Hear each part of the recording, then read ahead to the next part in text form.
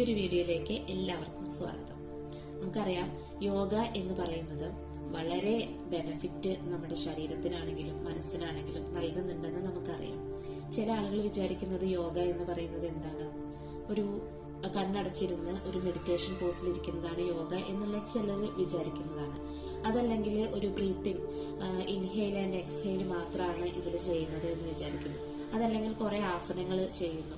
പക്ഷെ ഇതൊക്കെ തന്നെ യോഗയിൽ ഉൾപ്പെടുന്നുണ്ടെങ്കിലും ഇതെല്ലാം കൂടെ ഉൾപ്പെടുമ്പോൾ നമുക്ക് അതിലൂടെ ഒരുപാട് കാര്യങ്ങൾ നമുക്ക് ശാരീരികമായും മാനസികമായും ഒക്കെ ലഭിക്കുന്നുണ്ട്. അതാണ് യോഗ, അതായത് സെൽഫ് റിയലൈസേഷൻ. കൂടുതലായിട്ട് യോഗയെ പറ്റി നമ്മൾ ഇവിടെ പറഞ്ഞ് സമയം കളയേണ്ട ആവശ്യമില്ല. കാരണം ഞാൻ ഇന്ന് ഇവിടെ പരിചയപ്പെടുത്തുന്നത് വജ്രാസനയാണ്. വജ്രാസന കാണുമ്പോൾ നിങ്ങൾക്ക് കേട്ടിട്ടുണ്ടാവും, അത് എളുപ്പമുള്ള ഒരു ആസനമാണ്. നമുക്ക് മെഡിറ്റേഷനൊക്കെ യൂസ് ചെയ്യാൻ പറ്റുന്ന, ഒരുപാട് പ്രാണായാമാസനം യൂസ് ചെയ്യാൻ പറ്റുന്ന, കംഫർട്ടബിൾ ആയിട്ട് നമുക്ക് പലർക്കും സിറ്റിംഗ് ഒക്കെ പ്രോപ്പറായിട്ട് ഇരിക്കാൻ പറ്റുന്ന ഒന്നാണ് വജ്രാസനം എന്ന് പറയുന്നത്. പക്ഷെ ആ ഒരു ഇരുത്തത്തിന് ഒത്തിരി ഗുണങ്ങൾ അവൈലബിൾ ആയിട്ടുള്ള ഒന്നാണ്. ഒത്തിരി ഗുണങ്ങൾ നാം പോലും അറിയാതെ നമുക്ക് കിട്ടുന്ന ഒന്നാണ് വജ്രാസനം.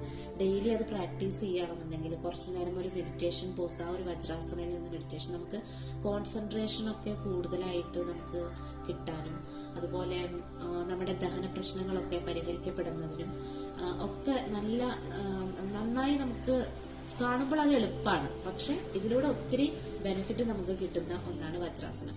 അത് എങ്ങനെയാണ് ചെയ്യുന്നത്, അത് പ്രോപ്പറായിട്ട് എങ്ങനെ ചെയ്യാം, അത് അതിന്റെ ആർക്കൊക്കെ ചെയ്യാൻ പാടില്ല, അതിന്റെ ഗുണങ്ങൾ എന്തൊക്കെയാണ്, ഇതൊക്കെ ഉൾപ്പെടുത്തിയിട്ടുള്ള ഒരു വീഡിയോ ആണ് ഇന്ന് ഞാൻ ചെയ്യുന്നത്.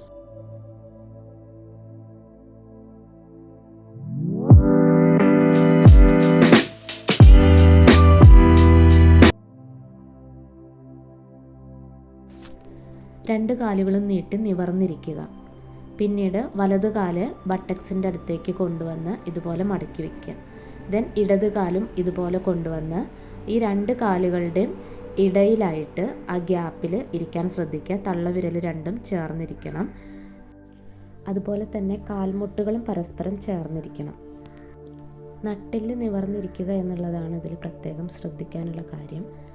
പിന്നെ ഈ പോസിൽ നിന്ന് തിരികെ വരുന്നതിന് വേണ്ടിയിട്ട് ആദ്യം ഇടത് കാല് വച്ചതിന് ശേഷം വലത് കാല് ഫ്രണ്ടിലേക്ക് കൊണ്ടുവരിക.